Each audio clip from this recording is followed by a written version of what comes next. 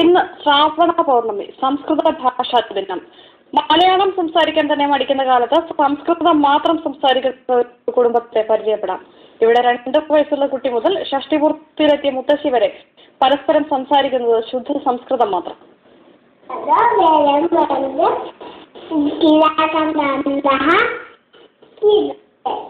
സമന്വിത എന്ന ഈ 2 വയസ്സുകാരി പറയുന്നത് പ്രേക്ഷകർ മനസ്സിലാക്കിയ അതേ കഥ തന്നെ. കാക്ക കുടത്തിന്റെ ചോട്ടിലെ വെള്ളം കല്ലിട്ടുയർത്തി ദാഹമകറ്റിയ കഥ.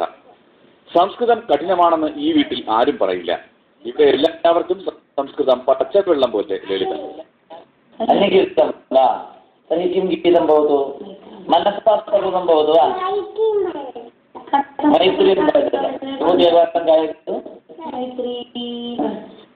ഗവൺമെന്റ് സംസ്കൃത കോളേജിലെ അധ്യാപകനാണ് ഡോക്ടർ കെ ഉണ്ണികൃഷ്ണൻ. കണ്ണൂർ കൈതപ്പുറം ഗ്രാമത്തിലെ കണ്ണാടിയിലെത്തെ അംഗം. സഹധർമ്മിണിയും യൂണിവേഴ്സിറ്റി കോളേജിലെ സംസ്കൃതം അധ്യാപിക. 2 മക്കൾ, നിവേദിതയും സമന്വിതയും. സംസ്കൃത ഭാഷയുടെ പ്രചാരണത്തിന് ഒഴിഞ്ഞുവെച്ച കുടുംബം.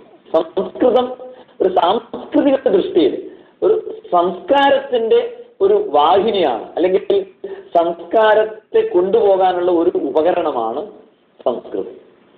അതാണ് നമ്മൾ ഏറ്റവും പ്രാധാന്യത്തോടെ കാണുന്നത്. ശ്രാവണ പൗർണമി ദിനം സംസ്കൃത ദിനമായി പ്രഖ്യാപിച്ചത് 1969 അന്നത്തെ പ്രധാനമന്ത്രി ഇന്ദിരാഗാന്ധിയാണ്.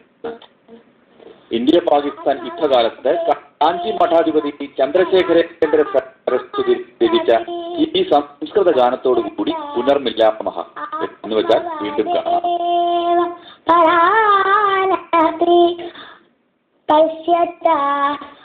യുദ്ധം ത്യജത സ്പർധാം ത്യജത യുദ്ധം മനോരമ ന്യൂസ് തിരുവനന്തപുരം.